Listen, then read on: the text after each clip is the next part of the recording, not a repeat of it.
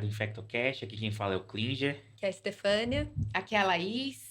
E hoje a gente está aqui para discutir um tema muito legal das infecções ortopédicas, que são as infecções de coluna. Quando a gente vai falar de infecção de coluna, são uma série de condições que vão causar essas infecções de coluna, né, meninas? Então, vamos começar introduzindo o tema para quem está ouvindo a gente, com esses tipos, né? Esses termos de CIT, a osteomielite vertebral, o abscesso epidural, a infecção pós-cirúrgica. Como que a gente vai fazer essa classificação e essas definições? A gente começa tudo com os critérios clínicos, né, Cleiton? Então, o paciente vai aparecer igual para todos esses, com dor nas costas. Então, pode ser cervical, torácica, lombar, lombosacra. E isso também é importante para a gente, porque os patógenos que são mais prevalentes dependem também da nossa topografia. Então, quando a gente tem algum tipo de patologia na cervical, a gente já pensa nos patógenos gram-negativos, Cutibactéria. Quando a gente vai descendo, começa os gram-negativos, a lombar pseudomonas. Então, a gente tem que tomar cuidado. Isso daí também nos guia para o tipo de patógeno. O paciente chegou com essa dor, é mandatório a gente pedir imagem. Então, assim, dor lombar é a principal queixa de pronto-socorro. Então, isso daí, ela é negligenciada, as causas graves, tanto com as causas musculares. Então, é uma coisa muito difícil, é um problema de IPS, é a dor lombar. E aí, na imagem, a gente tem que ver se é a vértebra que está cometida, é o osso, se é o disco, se é só um abscesso epidural. Então, a gente tem que saber o tipo de paciente que a gente está lidando e o tipo de patologia que a gente está lidando. O tratamento difere muitas vezes da fisiopatologia da doença, mas para a gente é importante principalmente por causa do tempo de tratamento, o acometimento ósseo ou não. Então, primeiro a gente tem que saber o que a gente está tratando. É uma espondilodicite nativa? O paciente não tem nenhuma instrumentalização na coluna, o paciente nunca passou por procedimento e apareceu lá com a vértebra toda borrada, o disco borrado, uma dor. A gente vai sair dando antibiótico? Não. A gente tem que... todos esses a gente tem que tentar ir atrás do patógeno. Exato. Sempre, então, né? a primeira estrutura que a gente vai ver, então, vai ser essa infecção do disco vertebral, né? Que vão ser as discites que a gente tem. Isso, então a discite é a inflamação do disco e da espondilo é a inflamação da vértebra, né? Então, espondilodicite, olha só que linda, a vértebra e o disco, né? Então, realmente, aí parece que começa pelo disco, pelo tipo de vascularização. Lembrar que a maioria dessas infecções de coluna vem por via hematogênica. Então, primeiro a grosso modo, né? A grosso modo, Porque então... sai da aorta, né? A principal ramificação da coluna é um dos ramos principais da aorta. Então, para fazer hematogênica é muito comum. Fácil, E daí vai primeiro para o disco para depois ir até o osso propriamente dito. E é isso que a Laís falou é muito importante, porque a principal queixa, de fato, vai ser a dor. E todo mundo aqui que já trabalhou em pronto-socorro ou ainda trabalha, sabe quantas dores lombares a gente pega num dia de pronto-socorro. E daí vocês vão falar, ai meu Deus, vou ter que pedir exame de imagem para todas elas, né? Vou ficar louco, o sistema não vai aguentar, que vai ser muito gasto.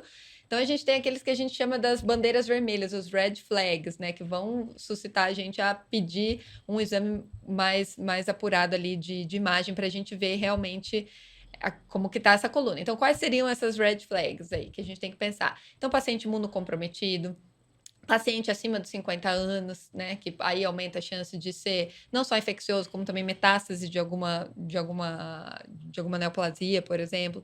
Paciente que teve um trauma, para a gente ver se não tem uma fratura associada. Paciente usuário de droga intravenosa, paciente que faz hemodiálise, que daí já tem, né, uma chance a mais de fazer alguma infecção hematogênica. Paciente que está com essa dor recorrente, refratária ao uso de analgésicos comuns, paciente que está apresentando febre ou outros sinais sistêmicos também é um motivador para você pedir um exame de imagem. Então, não vai ser para todo mundo, mas você tem que, na sua anamnese, contemplar muito bem esses fatores, né? O exame físico também, para você ter um critério bem apurado de quando que você vai pedir o exame de imagem. São esses red flags aí principais, tá? Das hematogênicas, a gente costuma lembrar de infecções no trato urinário, trato respiratório, intestinal, endocardite, cavidade oral. Tudo que pode translocar, Tudo né? que translocou. E aí, antigamente, a gente tinha que as hematogênicas nunca faça cirurgia. A cirurgia já vai para as pós-operatórias, de dissectomia, para lavagem. Hoje em dia, a gente ainda tende a tratar e não mandar para cirurgia, mas tem vezes que não tem como, a coluna fica instável, a coluna comeu tanto lá o osso, o disco, a articulação, que o paciente fica instável. Então, tem que, junto com o tratamento da bacteriana, a gente tem que chamar a intervenção cirúrgica para limpar, desbridar e às vezes fixar aquela coluna. Não é fácil, às vezes fica com colete, esperando o tempo de tratamento, mas a grosso modo é assim. E são, assim, duas entidades diferentes, né? Então, a osteomielite vertebral nativa, ou seja, daquela vértebra que nunca foi manipulada, e as infecções de coluna após instrumentalização, né? Que aí vem após as cirurgias e tudo mais. Então, são duas entidades diferentes, porque a fisiopatologia é diferente. Você vai pensar em tanto patógenos diferentes, quanto depois o tratamento vai diferir também. Então, na hematogênica, como a Laís falou, sempre a gente vai pensar mais no estáfilo, tá?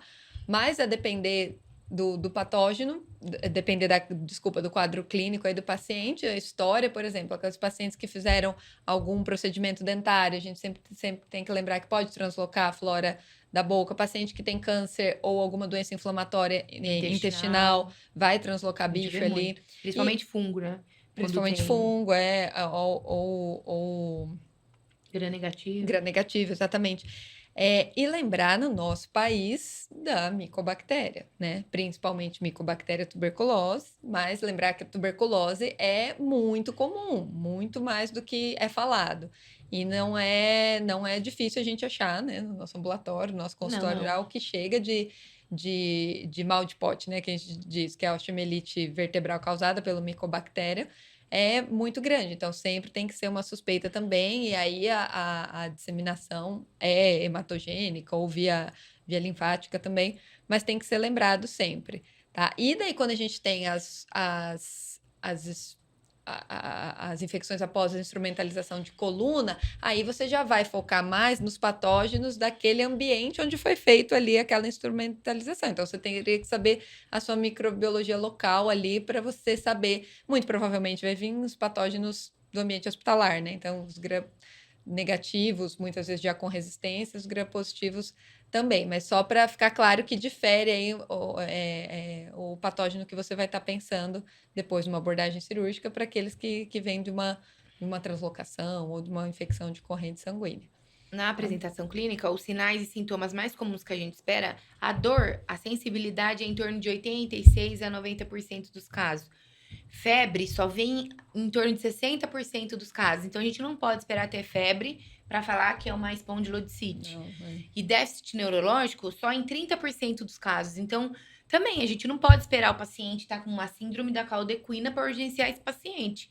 Então, tem que tomar muito cuidado com o exame físico, com a anamnese, porque a apresentação clínica é muito inespecífica. E aí, na cervical, é em torno de 10% das espondilodicites, na torácica, em torno de 30%, e na lombar é a nossa maior prevalência, que é em torno de 60%. Então, por isso que a dor lombar é a mais prevalente, e se confunde com muita coisa no pronto-socorro, né? Sim, eu não sei se a gente é enviesado, mas paciente dialítico, né? Quase toda semana tem um dialítico. Como a gente vê, né? Tem muito. A gente vê muito. E aí é muito comum, né? E em relação a esse diagnóstico, gente? Então, uma coisa interessante, né? Que se a gente tem que fazer hemocultura, né? Sempre, se possível, sempre coletar hemocultura. É obrigatória. Obrigatória, mas o tempo de crescimento, ele é diferente, né? Muitas das vezes, esse Staphylococcus aureus, quando recupera, aí com 3, 4 dias de crescimento, né? Não necessariamente vai ser igual a corrente sanguínea. Não, porque né? exatamente ele tá lá dentro do osso, já no mecanismo dele intracelular e formando biofilme. Então, a gente tem que lembrar que quando O que cresce na hemocultura é o planctônico. É o planctônico. E ali ele tá na forma céssio dele, na forma, como a gente diz, meio que vamos dizer assim, latente, né? Então, ele realmente vai demorar mais para crescer.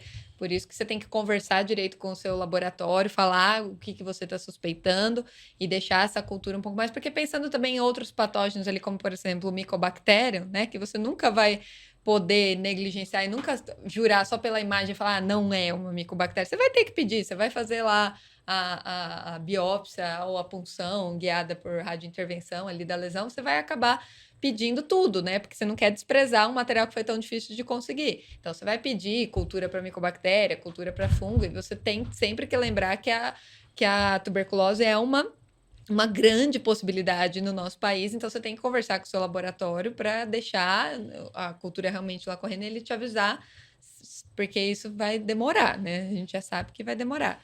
Mas exatamente você falou uma coisa muito importante, a hemocultura. Já que a gente falou que o principal mecanismo é o hematogênico, então a hemocultura é muito importante. E por quê? Porque quando a gente vai lançar mão de outra ferramenta diagnóstica ali, tudo bem, os exames de imagem vão ajudar a gente, mas o que vai dar o diagnóstico mesmo é a gente isolar o bicho, né? Como sempre, ali a gente tem que pensar que a gente vai ter que fazer uma manipulação da coluna, a gente vai ter que, né, que puncionar, que fazer uma biópsia, seja o mecanismo que for dessa biópsia, mas não é uma coisa tão fácil de conseguir, principalmente nesse Brasilzão aí de meu Deus. E também não é a recuperação tão boa É de do 50% a patógeno. 70% de positividade nos frascos de hemocultura. Então, se a gente consegue ir lá em dois pares diferentes, de sítios diferentes, positivou o Staphylo aureus, acabou. A gente vai tratar Staphylo aureus, não vai pedir para Nem precisa puncionar. radiointervenção e vai tratar e vamos ver no que dá. Exatamente. Por isso que Porque a a gente hemocultura, sabe. às vezes a gente consegue recuperar na hemocultura, Na que é muito mais hemocultura, fácil, sim. muito mais acessível, né? E você não precisa submeter o paciente a um procedimento invasivo. Agora, às Vamos dizer vezes, assim. vem uma amostra com coagulase negativa. A gente sabe que coagulase Pode negativa ser. é patogênico. Mas você não tem como. Para dar critério diagnóstico, a gente precisaria das duas amostras. Então, é meio difícil. Não dá para a gente contar só com a hemocultura.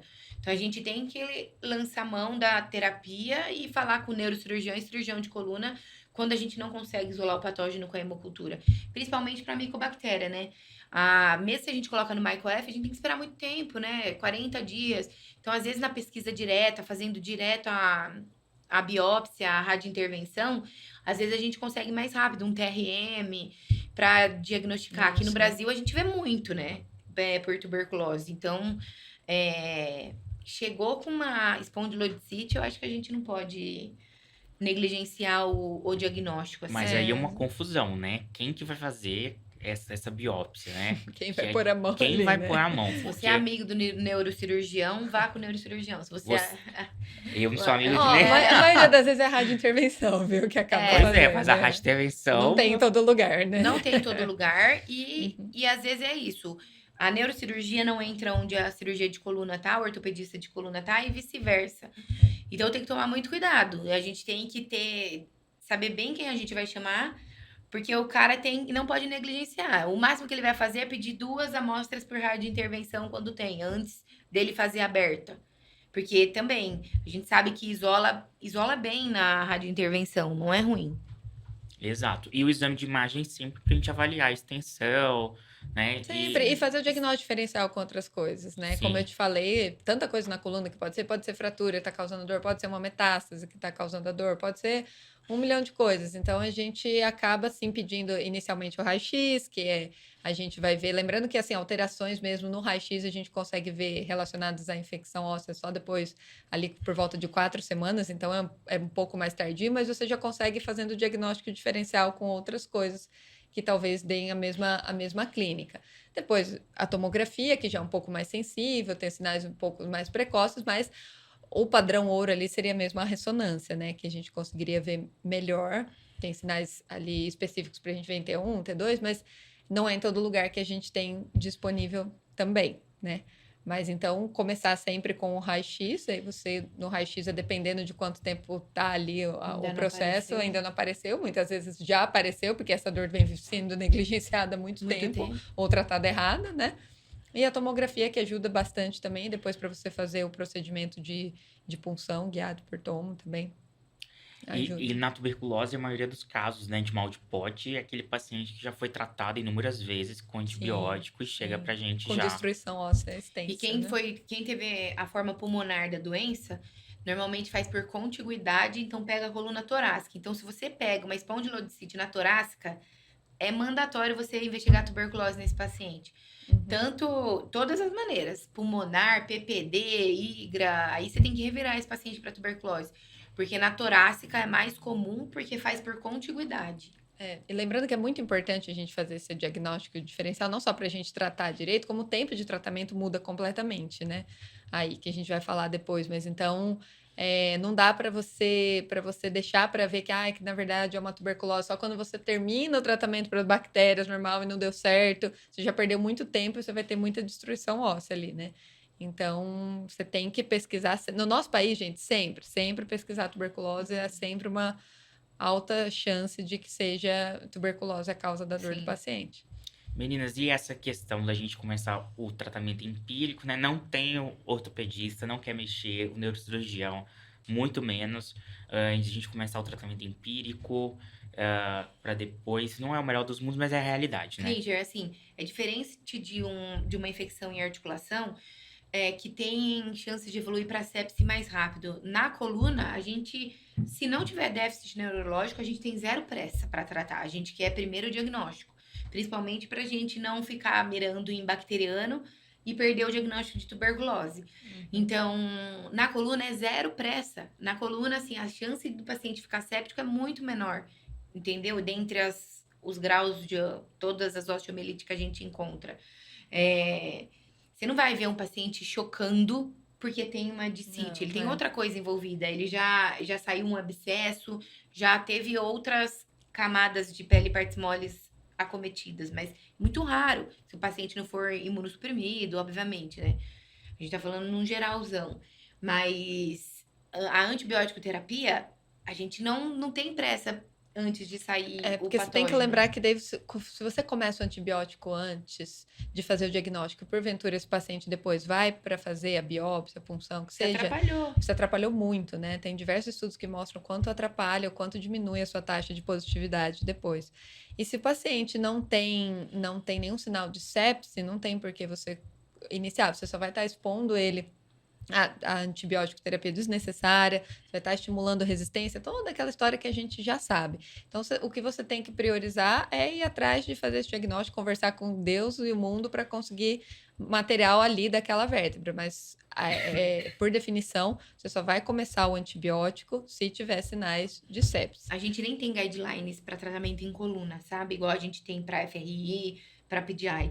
Mas no que a gente tem dos estudos da coluna, eles não sugerem terapia empírica. Eles focam mais no diagnóstico. Você puncionar, você fazer a cirurgia aberta, fazer a biópsia e saber o patógeno e fazer guiado. Então, você não vê isso igual você vê as tabelinhas prontas para pioartrite. Não tem isso em coluna. Quando você vai estudar os artigos, eles focam mais na sensibilidade diagnóstica. Hemocultura, fazer radiointervenção, biópsia aberta ou não. Então, o foco maior é esse, a gente identificar para começar a tratar. Não temos a pressa aí nenhuma. E se você for pegar até assim os algoritmos que tem nos poucos estudos assim que a gente vê, é você tratar empírico depois que você já tentou fazer a cultura daquele local, né? Que você já coletou o fragmento, deu errado a primeira vez, veio cultura negativa, depois você tentou novamente, aí chega, você não fica funcionando várias vezes seguidas, aí você vai fazer o tratamento empírico, porque daí a gente considera como uma osteomielite vertebral com culturas negativas, né? Mas é depois disso que você já teve essa E tentativa. seguia pela topografia, na cervical, na torácica, na lombar. Sim, o problema é só quando o ortopedista, ele já te faz um ultimato. Não vou coletar cultura, né? E não é Troca o raro. ortopedista, tô brincando. Mas eu acho que a gente tem menos problema com coluna do que outros sítios para fazer biópsia. Eles entendem a necessidade da biópsia ali. Que pode ser tanto uma metástase, uma micobactéria e uma bactéria, um estafilocoagulase negativo. Então, esses costumam dar menos trabalho. O que dá mais trabalho é neurocirurgia ou cirurgia de coluna.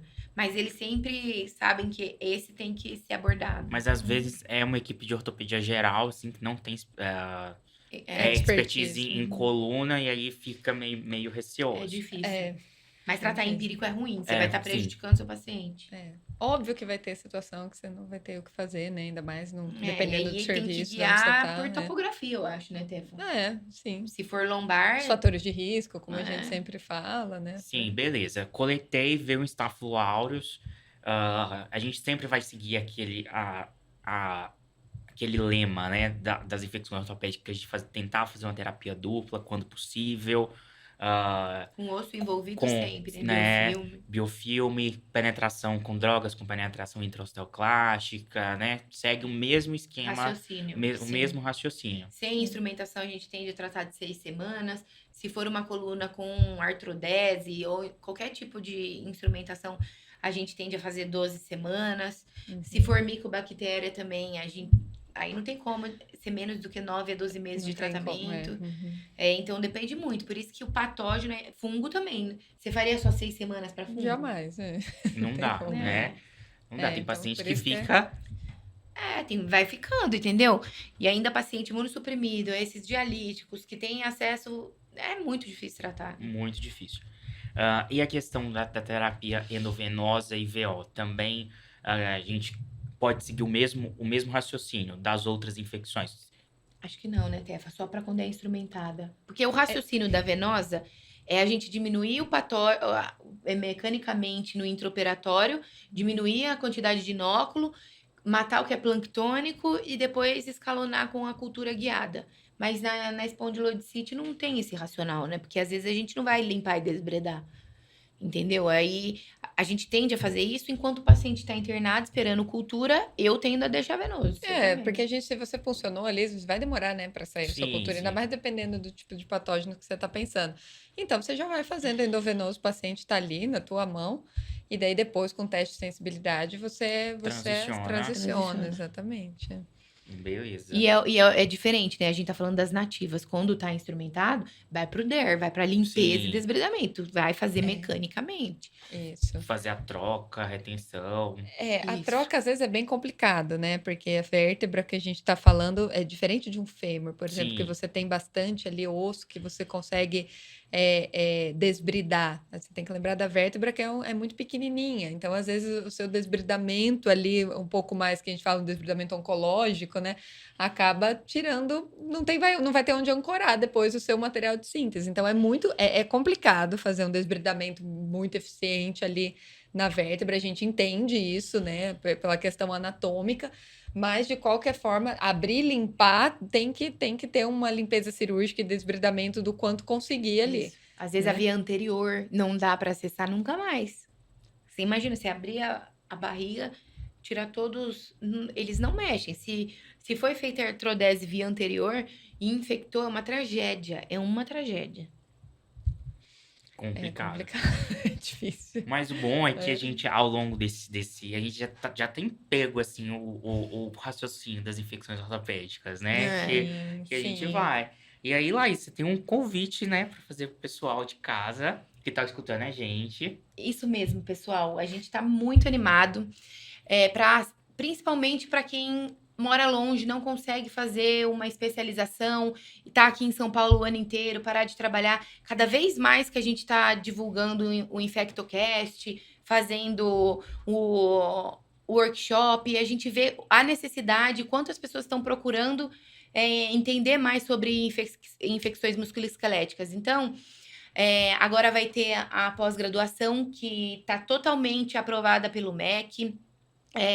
Tem aulas, a gente vai ter aulas o ano inteiro, 18 meses de curso, tem encontros quinzenais que a gente vai poder discutir, conversar, caso clínico, vocês tirarem as dúvidas. A gente vai falar de todas as especialidades dentro da infecção, então tem enfermeiros com a estomaterapia, tem ortopedistas, tem radiologistas, infectologistas. Isso é principalmente para quem não tem tempo de parar e estudar só isso. Então, se você está querendo saber especializar sobre infecção musculoesquelética, a gente está oferecendo esse curso de especialização que você vai poder fazer de qualquer lugar do Brasil e a gente vai estar totalmente acessível, totalmente online para vocês.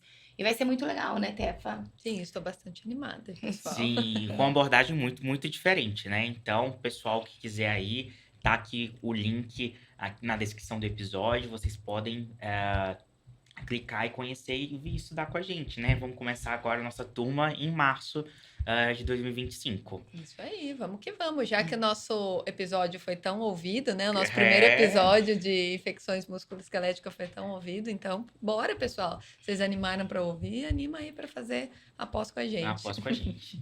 Beleza, é isso, pessoal. Obrigado. Tchau, um beijo. Beijo.